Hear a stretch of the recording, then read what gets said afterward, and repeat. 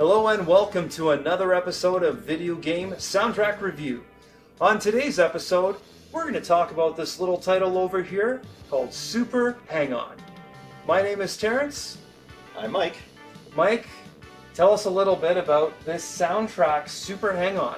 I think to appreciate the soundtrack to Super Hang-On, you have to know basically two things.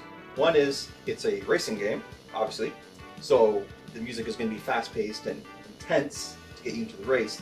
And number two is it came out in 1987, and in '87, synth pop was still pretty damn popular. And I'm an old man, and I love '80s synth pop, whether it be Depeche Mode, Pet Shop Boys, Tears for Fears, Human League, any band like that. And when we listened to the soundtrack, now I hadn't heard the soundtrack in a while of just the soundtrack, because usually when especially when you're playing this game, you hear the revving of the engine, the car, the other motorbikes passing by, so you're hearing a lot. So when you're really concentrating on the soundtrack, I'm listening to it, I'm thinking, these guys were heavily influenced, or at least, it sounds like some of these tracks literally sound like they could be background music in a Duran Duran song or something like that.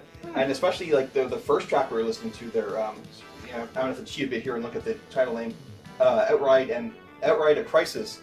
That one was right away, I'm hearing samples. Now this could just be my ears playing tricks on me. I'm hearing samples, I'm thinking, I think that's from a Depeche Mode song, so... Another thing about Riding a Crisis, link below, you will be able to see and listen to that track on our brother station. So we can see if I'm right or not. GSR2, let us know in those comments.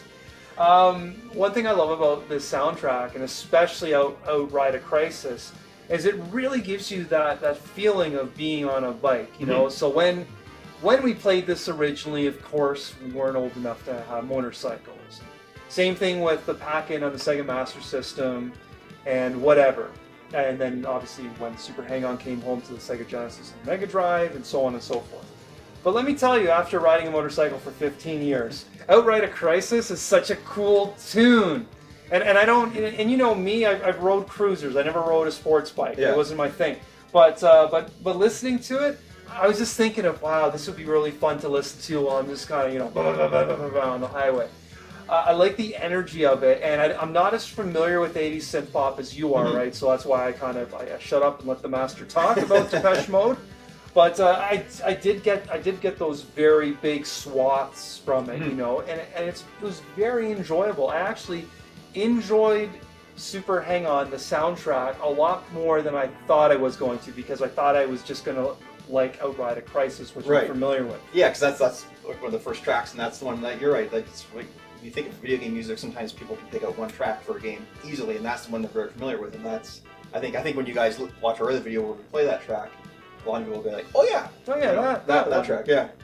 So I find it fun. You are right; it is very upbeat, and this is the thing, because it's been so long since I've played the game.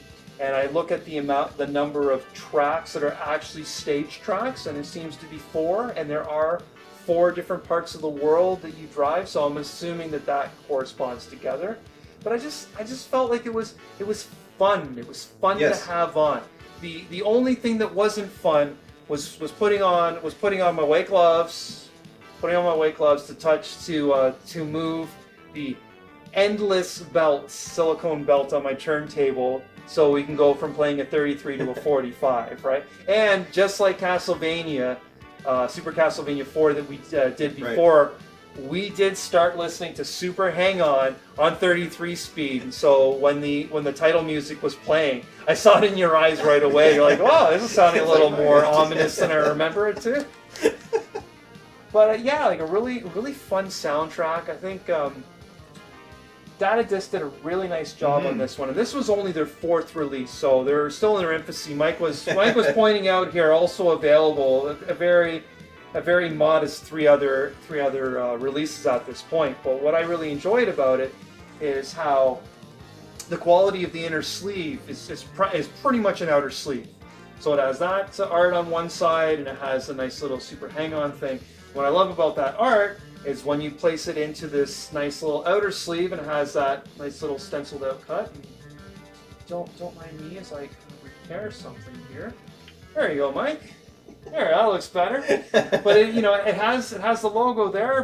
And I love this. I love this aspect of vinyl, and this is one of the many reasons why people love vinyls, because it's bigger, so it can be art. Boom, there you go. You have a completely different cover. I like that. That's a little thing for me. It's fun. It's a very beautiful disc as well. What did they call this, Mike? I believe that the proper term is like birthday cake coloring.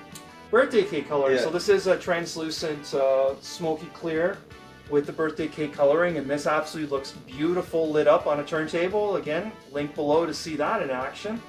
And it is a 45, and to be honest with you, I feel a soundtrack like this would overstay its welcome if it did have more tracks. Mm-hmm.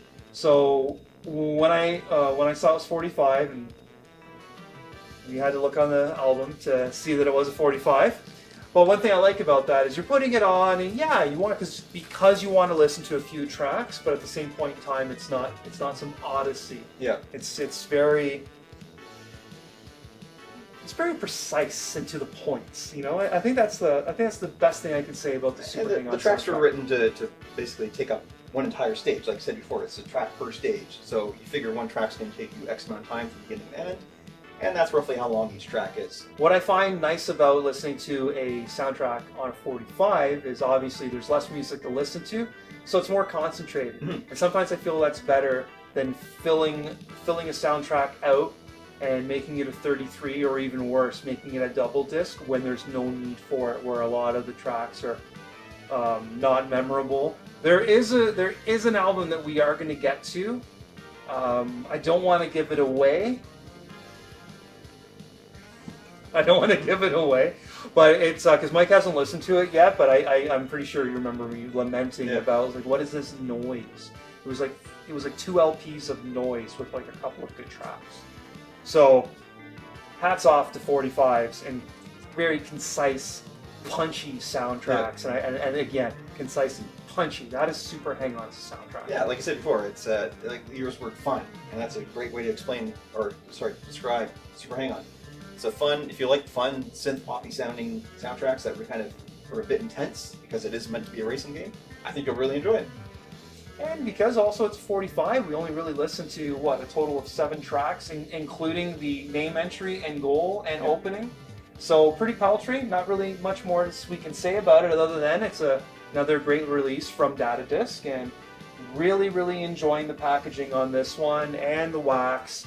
And the fact that the music on it was pretty good, so I'm pretty happy with it. Absolutely. And I'm going to be pretty happy to briefly discuss the video game aspect on it on our brother channel, Chargeback Forward. Link in the description below. Thank you everyone for watching Video Game Soundtrack Review, and please spread the word, subscribe, like, bang the bell, leave comments, etc. Help us grow this channel because we want to be able to make bare minimum to make Video Game Soundtrack Review as fun and fruitful as Chargeback Forward has been and continues to be.